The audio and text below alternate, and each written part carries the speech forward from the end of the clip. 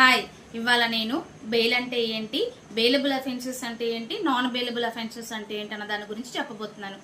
Bail అంటే ఏంటి అంటే, నేరారోపణ ఎదుర్కొంటున్న వ్యక్తి తాత్కాలికంగా పోలీస్ స్టేషన్ నుంచి కానివ్వండి, లేదంటే జైలు నుంచి కానివ్వండి విడుదల చేయడాన్ని ఏమంటారంటే బెయిల్ అంటారనమాట.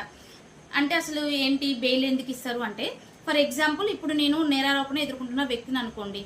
సో నా కేసు ప్రూవ్ అవ్వడానికి కొంచెం టైం పడుతుంది. కోర్టులో నేను సాక్ష్యాలు ప్రొడ్యూస్ చేసుకొని ఇవన్నీ చేసుకొని నేను నిర్దోషిని ప్రూవ్ అవ్వడానికి కొంచెం టైం పడుతుంది. సో ఈ టైంలో నన్ను జైల్లో ఉంచారు, కేసు అంతా తేలిపోయింది, నేను నిర్దోషిని తేలిపోయింది, నన్ను బయటికి విడుదల చేశారు. కానీ ఈ విచారణ టైం అంతా కూడా నేను ఎక్కడ గడిపాను, జైల్లో గడిపాను.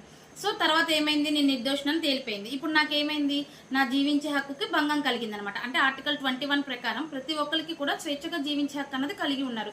సో ఇక్కడ నా జీవించే హక్కు అన్నది భంగం కలుగుతుంది అనమాట. అందుకని ఏం చేస్తారంటే, ఈ విచారణ సమయంలో తాత్కాలికంగా వాళ్ళని షరతులతో కూడిన బెయిల్ అన్నది మంజూరు చేస్తారనమాట. మరి అందరికీ ఈ బెయిల్ అన్నది ఇస్తారా అంటే ఇవ్వరనమాట. ఈ బెయిల్ కూడా 2 టైప్స్ గా డివైడ్ చేశారు. Bailable offences, non bailable offences. Bailable offences అంటే ఏంటి అంటే, నేరారోపణ చాలా తక్కువగా ఉన్నవన్నమాట. నేర తీవ్రత తక్కువగా ఉన్న కేసెస్ ఏమంటారంటే బెయిలబుల్ అఫెన్సెస్ అంటారు. నేర తీవ్రత ఎక్కువగా ఉన్న కేసెస్ ఏమంటారు అంటే నాన్ బెయిలబుల్ అఫెన్సెస్ అంటారు. ఈ బెయిలబుల్ అఫెన్సెస్ అన్నవి 3 సంవత్సరాలు కానీ 3 సంవత్సరాల కన్నా తక్కువ కానీ జైలు శిక్ష అనేది పడుతుందన్నమాట. నాన్ బెయిలబుల్ అఫెన్సెస్ లో 3 సంవత్సరాల కన్నా ఎక్కువ కానీ, అలాగే జీవిత ఖైదు కానీ, అలాగే మరణశిక్ష కూడా పడుతుందన్నమాట. ఈ బెయిలబుల్ అఫెన్సెస్ అన్నవి బిఎన్ఎస్ సెక్షన్ 478 కిందకు వస్తుంది. నాన్ బెయిలబుల్ అఫెన్సెస్ అన్నవి బిఎన్ఎస్ సెక్షన్ 480 కిందకు వస్తుంది.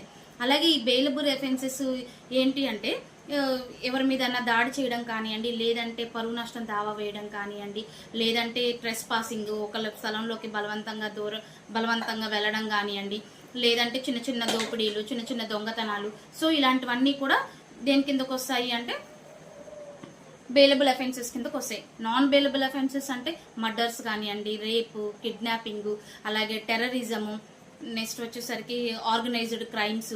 సో ఇలాంటివన్నీ కూడా నాన్ బెయిలబుల్ అఫెన్సెస్ కిందకు వస్తాయి. అసలు ఈ బెయిల్స్ ఎలా ఇస్తారు, అలాగే ఎన్ని రకాలు ఏంటి అన్నది నేను లాంగ్ వీడియోలో పోస్ట్ చేశాను. సో వెళ్ళి చూడండి. మీకు దీని గురించి ఇంకేమైనా ఇన్ఫర్మేషన్ కావాలంటే కామెంట్ చేయండి. నెక్స్ట్ వీడియోలో మళ్ళీ కలుద్దాం. Thank you.